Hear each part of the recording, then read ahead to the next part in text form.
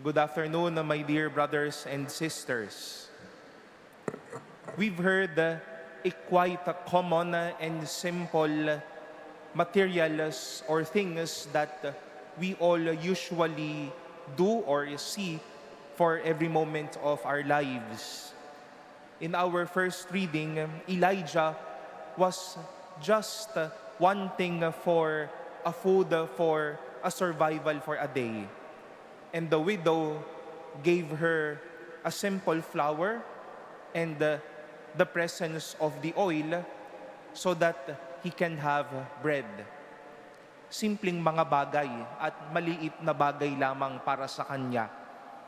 And once more, we heard that Jesus giving two simple things, salt and light.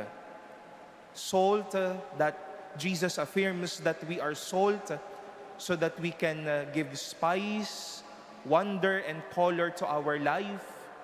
Light that must not be hidden, but a light that must be exposed and shared. Mga simpleng bagay po ang ibinigay sa ating flour, oil, salt, and light. But we've heard how these simple things became a good thing for others. Elijah was fed, the widow and her son lived and had their providence for a year. This salt and light became an instrument and a mirror of God's graciousness and of our own goodness expressed to others.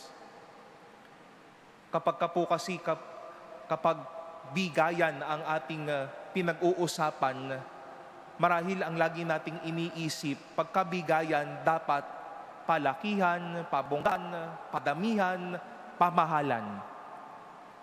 Ako yung nagbigay ng pinakamagandang ilaw sa loob ng simbahang ito. Ilang libo yung aking dinonate sa aking simbahan. Ganitong kadami mga bagay ang binigay ko sa kapwa. Tama naman po. But let us also recognize how our simple and little things may benefit and may share graciousness to others. Sometimes people may ask us little of our time, but we don't know that filled their hearts already. Ngayon pong araw ng mga pasukan, marahil yung mga anak ko ninyo, yung mga pamangkin ninyo, yung mga estudyante sa paligid ninyo, ask you, baka naman po meron kayong onting pangdagdag sa aking pangbaon, pambili ng libro. And you might extend a little help only. Hirap kasi buhay, ito lang ang nakayanan ko. Maliit yan, pero naitaw na araw-araw na buhay. You might be saying, I am just here, sitting, doing my service to the Lord as a simple mass goer, as a simple servant of the church. That might not be big, it might be little, but you have made God happy today. What we have may be little, what we have may be small. You must simply share it.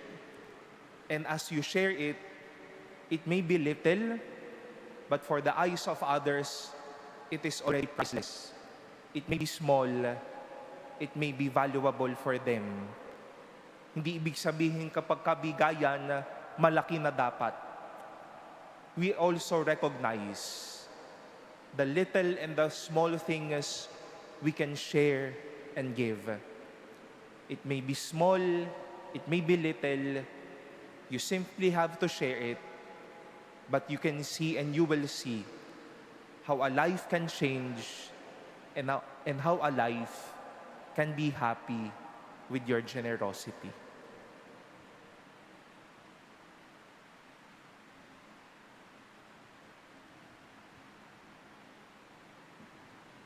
Please stand.